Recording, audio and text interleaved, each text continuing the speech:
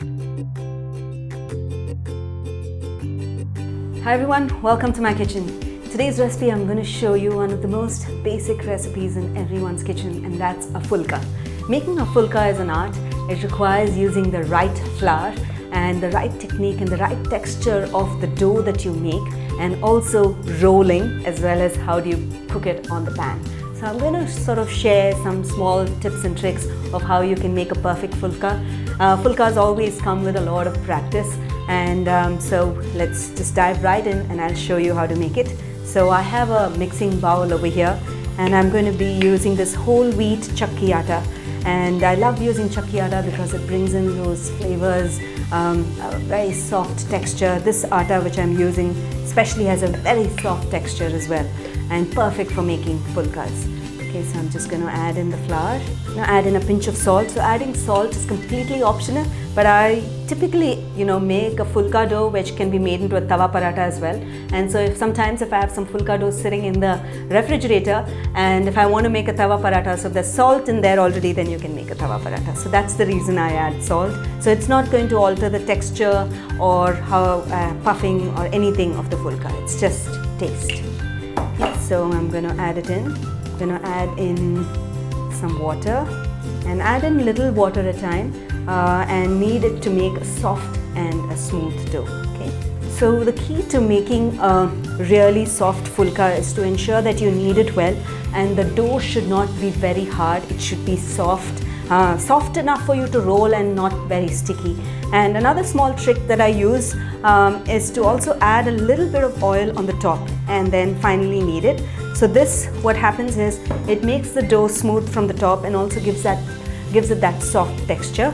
Not everybody does that, but this is something that I have learned over practice, over doing it over many years. So I'm just going to ensure you knead it well, and kneading is important. If you don't knead it, you can actually rest it for about 15 minutes, let the dough come together, and then you make your Phulkas. If you're not leaving it for 15 minutes and you want to make the Phulkas right away, then a little bit of kneading will help. Okay.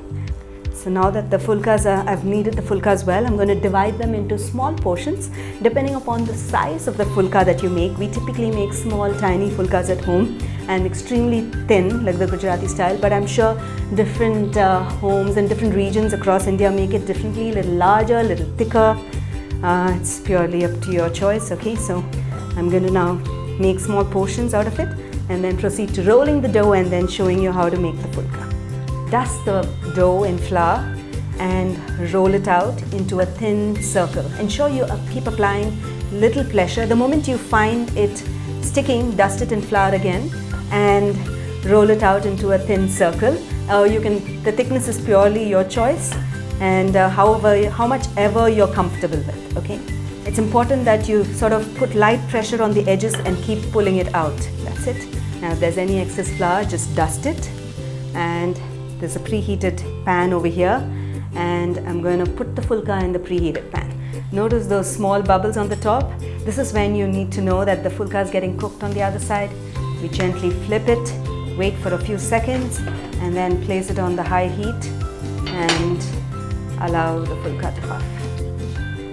So now that I have all my Phulkas puffed up and ready, I'm just going to quickly smear ghee. And smearing ghee and keeping, and stacking the Phulkas one over the other helps keep them soft as well. Okay, so if you want to sort of make Phulkas and then just keep it, you can essentially smear ghee and place it one on top of the other, and then your Phulkas will remain soft. So I hope you enjoyed watching this recipe of how to make Phulka and you found the tips useful. Do give this recipe a try. When you do, don't forget to share your feedback in the comments below. I'll always be looking to hear back from you. So until then, until next time, happy cooking and healthy eating.